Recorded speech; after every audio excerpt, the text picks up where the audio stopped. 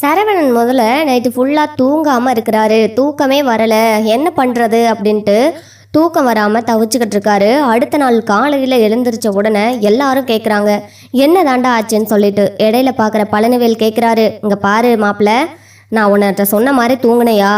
மூச்சு பயிற்சி எடுக்க சொன்னேன்ல, அந்த மாதிரி தூங்க வேண்டியதானே அப்படின்னு சொல்லி பழனிவேல் கேட்குறாரு. உடனே சரவணன் இருந்துக்கிட்டு, மாமா நானும் எல்லாமே ட்ரை பண்ணி பார்த்துட்டேன் மாமா, என்னால் ஒன்றுமே முடியல. எனக்கு புரண்டு புரண்டு படுத்தாலும் தூக்கம் வரமாட்டேங்குது மாமா. நான் என்ன தான் பண்ணுறதுன்னு எனக்கு ஒன்றும் புரியல. சரி மாமா, அதை பற்றி பேசி என்ன பண்ணுறது? எனக்கு இந்த குமார் கல்யாணம் பண்ணிக்க போகிற ஞாபகமே வருது.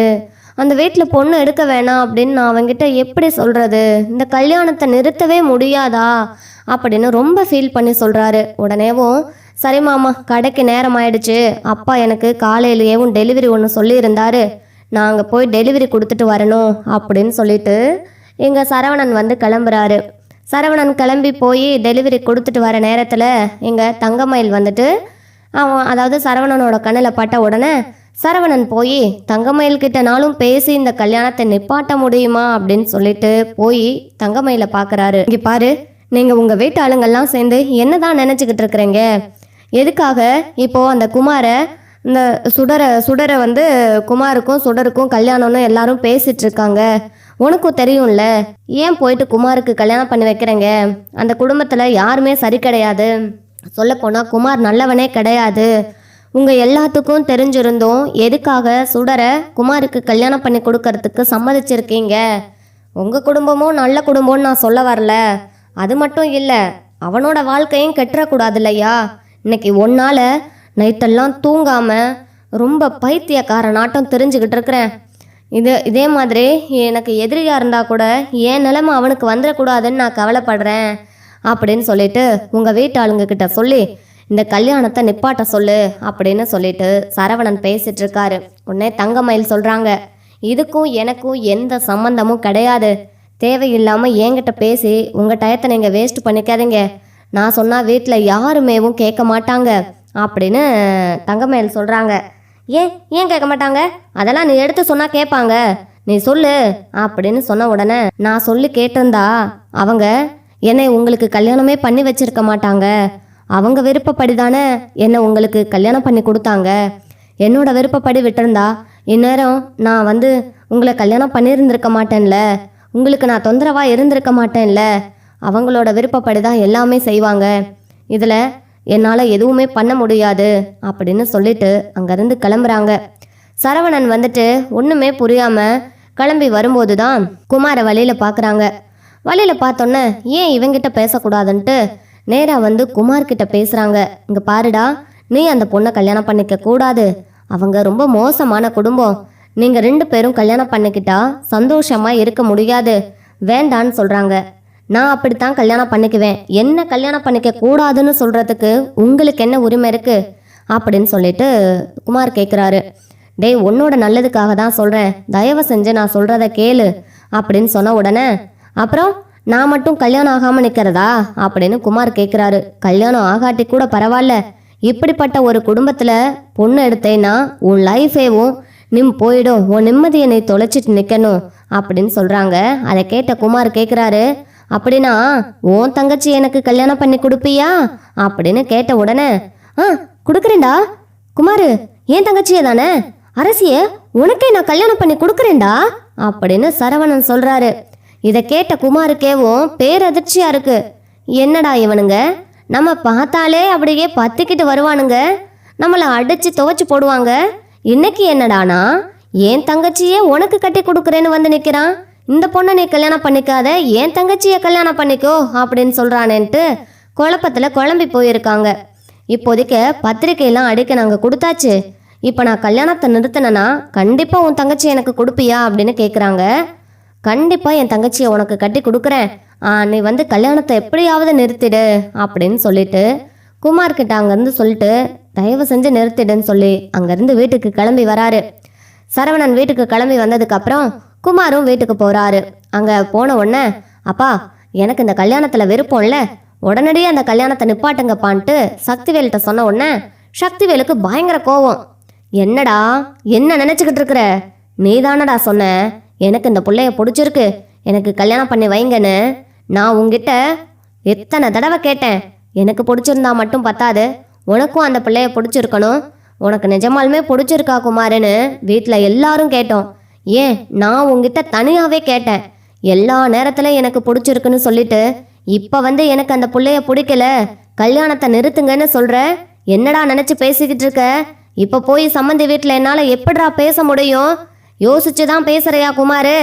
அப்புறம் இந்த ஜென்மத்தில் உனக்கு கல்யாணமே நடக்காதுடா அப்படின்னு சொல்லி குமாரை திட்டுறாங்க. உடனே குமார் இருந்துக்கிட்டு, அப்பா நான் என்ன முட்டாளா?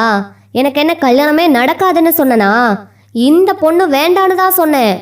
ஆனால் இன்னொரு பொண்ணு இருக்குப்பா, குறிச்ச தேதியிலேயே கல்யாணம் நடக்க போகுதுப்பா அப்படின்னு சக்திவேல்கிட்ட சொல்கிறாங்க. இன்னொரு பொண்ணா? அது யாரா? ஓ, நீ எதுவும் லவ் கவ் பண்ணுறியா என்ன? அப்படியே இருக்க வாய்ப்பு இல்லையே. இருந்திருந்தா நீயே என்கிட்ட சொல்லியிருப்பையே அப்படின்னு சக்திவேல் கேட்குறாரு. அப்பா நான் ஏற்கனவே லவ் பண்ணல அரசி, அவளை தான்ப்பா சொல்கிறேன் அப்படின்னு சொன்ன உடனே, ஏய் முட்டாள் முட்டாள், பைத்தியக்கார மாதிரி பேசிட்டு இருக்காதடா. அவங்க வீட்டில் தான் யாரும் வேண்டான்னு சொல்லிட்டு உங்கள் அப்பத்தாக்கிட்டையே சொல்லி விட்டுட்டாங்கல்ல, அப்புறம் ஏன்டா இன்னும் அந்த பாண்டிய மகளையே நினச்சிக்கிட்டு இருக்கிற? இங்கே பாருடா, இந்த பொண்ணு ரொம்ப தங்கமான பொண்ணு, அதனால் இந்த பொண்ணை கல்யாணம் பண்ணிக்கோ அப்படின்னு சொல்லி குமார்கிட்ட சொல்கிறாங்க.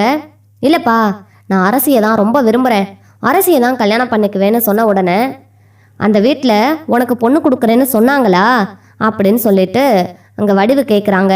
உடனேவும் இல்லை பெரியம்மா, ஆனால் அவங்க வீட்டாளுங்களில் யாராவது ஒருத்தர் சொன்னா பத்தலையா? எனக்கு வந்து அவங்க வீட்டாளுங்க தான் சொன்னாங்க, அவங்க அப்பா அம்மா சொல்லாட்டியாலும் அவங்க அண்ணன் சொன்னான் அப்படின்னு சொன்ன உடனே பழனிவேல் கேட்குறாரு, என்னடா சொல்கிற? அண்ணனா யார் சொன்னது அப்படின்னு கேட்ட உடனே, சித்தப்பா அதான் அந்த சரவணன் தான் சொன்னான், என் தங்கச்சியை நீ கல்யாணம் பண்ணிக்கோ, நீ அந்த சுடரை மட்டும் கல்யாணம் பண்ணிக்காத, என் தங்கச்சியை நான் உனக்கு கல்யாணம் பண்ணி வைக்கிறேன் அப்படின்னு என் கையை பிடிச்சிக்கிட்டு அவன் தான் கெஞ்சனா அரசியை கல்யாணம் பண்ணிக்கோன்னு சொல்லிட்டு அப்படின்னு சொல்லி குமார் வந்து சொல்கிறாரு. டே அப்படியெல்லாம் இருக்க வாய்ப்பு இல்லை, பொய் சொல்லாமல் சொல்லு, ஏன்னா அப்படியெல்லாம் பண்ணக்கூடிய ஆள் கிடையாது சரவணன் அப்படின்னு பழனிவேல் கேட்குறாரு. சித்தப்பா என்றைக்குமே நீங்கள் என்னை நம்பினது கிடையாது, எப்போவுமேவோ நான் உங்களுக்கு பொய் சொல்கிறவனாவே இருந்துட்டு போகிறேன். உங்கள் அக்கா பசங்களையாவது நீங்கள் நம்புவீங்கல்ல, அப்படின்னா நீங்கள் நேராகவே போய் கேளுங்க, சரவணங்கிட்ட போய் நீ தான் அரசியை வந்து எனக்கு கட்டி வைக்க சொன்னியான்னு போய் கேளுங்க. அவங்க தான் சொன்னாங்க, அதுக்காக தான் என் அப்பா கிட்ட பொண்ணு கேட்டு போகலான்னு பேசிகிட்டு இருக்கேன்.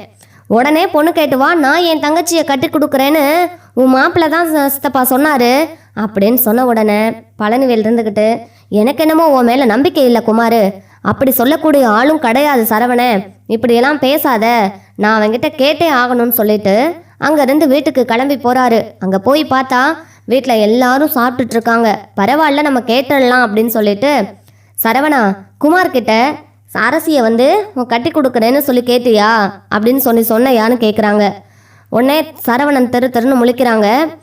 அதுவும் இல்லாமல் இங்கே பழனிவேல் சொல்கிறாரு, நீ தான் வந்து அரசியை கல்யாணம் பண்ணி கொடுக்குறதா சொன்னதாகவோ, எங்கள் வீட்டுக்கு பொண்ணு கேட்டு வர்றதுக்காக அந்த கல்யாணத்தை நிப்பாட்டிட்டு அரசியை தான் பொண்ணு கேட்டு வரணும்னு சொல்லிட்டு அவங்க அப்பா கிட்ட வீட்டில் பெரிய பிரச்சனையே பண்ணிட்டு இருக்காண்டா, நீ தான் சொன்னையா இல்லையா சொல்லுடா சரவணான்னு சொல்லி கேட்குறாங்க. ஆமாம் ஆமாம் மாமா, நான் தான் சொன்னேன் அப்படின்னு சொன்னோன்னே வீட்டில் இருக்க மொத்த பேரும் ஷாக் ஆகி பார்க்குறாங்க. உடனேவும் அங்கே கதிர் சொல்கிறாரு, அப்படி எப்படி அவன் பொண்ணு கேட்டு வரலாம், ஏன் தங்கச்சியை அவனுக்கு கட்டி கொடுத்துருவானா நம்ம? அண்ணே என்னென்ன பேசிட்டு வந்திருக்க நீ அப்படின்னு கதிர் சொல்கிறாரு. உடனே சரவணன் வந்துட்டு அப்படியே அழுதுகிட்டே இருக்காரு.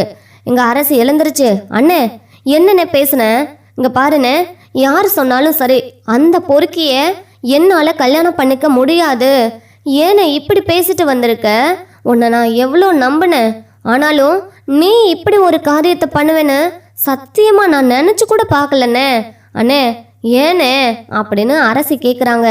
உடனே வேகமாக எழுந்திரிச்சு வந்து சரவணன் வந்து அரசியோட கையை பிடிச்சிக்கிட்டு கதறி அழுகிறாரு. அரசிம்மா நான் எதுவுமே பண்ணலடா, நான் பெரிய தப்பு பண்ணிட்டேன், நான் வந்து உன்னைய வந்து அப்படி கட்டி கொடுக்குறேன்னு சொல்லியிருக்க கூடாது, என் மேலே தான் தப்பு, இந்த அண்ணனை மன்னிச்சிருமா அப்படின்னு சொல்லிட்டு மன்னிப்பு கேட்குறாங்க. உடனேவும் விடுனே கையை, எப்படியும் நீ அந்த பொறுக்கிக்கு என்ன போய் கல்யாணம் பண்ணி கொடுக்குறேன்னு சொன்ன பார்த்தியா, என்னால் ஒன்றுமே பேச முடியல, போனேன், நீ இப்படி இருப்பேன்னு நான் எதிர்பார்க்கலன்னு சொல்லிட்டு அரசி உள்ளே போனதுக்கப்புறம் சரவணன் என்ன பண்ணுறதுன்னு தெரியாமல் இருக்கிறாரு. அப்போ தான் குமார் வந்துட்டு, வீட்டுக்கு பொண்ணு கேட்கறதுக்காக வந்திருக்காரு. உடனேவும் இந்த மாதிரி வீட்டில் ஆள் இல்லையா அப்படின்னு சொல்லி கூப்பிடுறாங்க.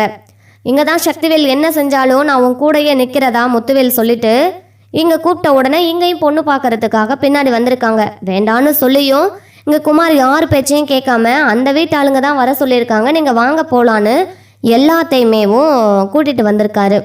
வீட்டு முன்னாடி வந்த உடனே வீட்டுக்குள்ளே கூப்பிடலாமா வேண்டாமான்னு ஒன்றுமே புரியாமல் நிற்கிறாங்க. என்ன வீட்டுக்குள்ளே வந்தவங்கள வெளியில் நிப்பாட்டி பேசிகிட்டு இருக்கேங்க அப்படின்னு சொன்ன உடனே, இல்லை நீங்கள் எதுக்காக வந்தீங்கன்னு தெரிஞ்சுக்கலாமா அப்படின்னு சொல்லிட்டு ராஜ் கேட்குறாங்க. ராஜ் மீனாவும் கேட்ட உடனே, எதுக்கு வந்திருக்கோன்னு உங்களுக்கு நேரம் பழனிவேல் சொல்லியிருப்பானே அப்படின்னு சொல்லி சக்திவேல் சொல்கிறாரு.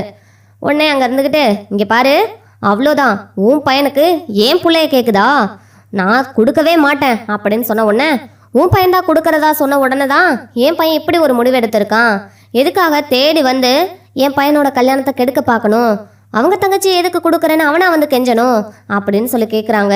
அவன் ஏதோ புத்தி கெட்டு போய் பண்ணிட்டான், அதனால் நாங்கள் எங்கள் பொண்ணை உனக்கு கொடுத்துருவோன்னு நினைக்கிறியா அப்படின்னு சொல்லிட்டு திட்டிகிட்டு இருக்கிறாங்க. உடனே ராஜி வந்துட்டு, இந்த மாதிரி இங்கே பாருங்க, உங்களுக்கே தெரியும் இந்த மாதிரி இப்படிப்பட்ட ஒரு பொறுக்கைக்கு யார் பொண்ணு கொடுப்பான்னு சொல்லிட்டு அப்படின்னு சொல்லி சொன்ன உடனே, ஏய் யாரை பொறுக்கிங்கிற, இங்கே பாரு, ஒன்னால தான் என் புள்ள கல்யாணம் இப்படியெல்லாம் தள்ளி போயிடுச்சு, ஒன்னால தான் என் புள்ள கல்யாணம் நடக்காமலே போயிடுச்சு, நீ மட்டும் அன்னைக்கு ஓடாம இருந்திருந்தேனா என் புள்ள கல்யாணம் ஜாம் ஜாம் நடந்திருக்கும், எல்லாமே ஒன்னால தான், நீ எல்லாம் இப்போ வாய் பேசிட்டு இருக்கிறியா, என் புள்ளைய பற்றி நீ பேசிட்டு இருக்க, வாயை மூடு அப்படின்னு சக்திவேல் திட்டுறாரு. இங்கே பாருங்க சித்தப்பா, என்னை பற்றி என்ன வேணாலும் பேசிக்கோங்க, இந்த குடும்பத்தை பற்றி இந்த குடும்பத்தில் இருக்க ஆளுங்களை பற்றி யாராவது ஏதாவது பேசுனீங்க அப்புறம் நடக்கிறதே வேற. என்னடா பொண்ணு கேட்டு வந்திருக்கியா அப்படின்னு சொல்லிட்டு கன்னத்தில் பலார்னு ஓங்கி அரைஞ்சு, உன்னோட தகுதிக்கு நீ பெரிய பணக்கார வீட்டில் பார்க்கணும், எதுக்காகப்பா இந்த குடும்பத்தில் வந்து பொண்ணு எடுத்துட்டு இருக்க, அதுவும் இல்லாமல் இந்த குடும்பத்தாளுங்கெல்லாம் பொண்ணு கொடுக்க ரெடியாகவே இல்லைன்னு தெரிஞ்சுக்கிட்டோம், இங்கே நீ வந்து அரசியை என்னத்துக்காக கேட்டுட்ருக்க, அதான் எங்கள் யாரும் முடியாதுன்னு சொல்லிட்டோம்ல, அப்புறம் என்ன எதுக்காக இங்கே நின்றுட்டுருக்க, கிளம்பு, இல்லைன்னு வச்சுக்கோ, தேவையில்லாமல் தகராறு பண்ணுறங்கன்னு போலீஸ் ஸ்டேஷனில் கம்ப்ளைண்ட் கொடுத்துருவேன் அப்படின்னு சொல்கிறாங்க. அப்படி சொல்லு ராஜி, இன்னும் கொஞ்ச நாளில் அவளே போலீஸ் ஆயிடுவா, அப்புறம் உன்னை முட்டிக்கு தட்டி தரன்னு இழுத்துக்கிட்டு போயிடுவா, ஜாக்கிரதை அப்படின்னு கதிர் சொல்கிறாரு. உடனேவும் இதுக்கு தான்டா சொன்னேன், அசிங்கப்படுற கூடாதுன்னு தாண்டா அவ்வளோ தூரம் படித்து சொன்னேன், வாடா போகலாம் அப்படின்னு சக்திவேல் கூட்டிகிட்டு கிளம்புறாரு.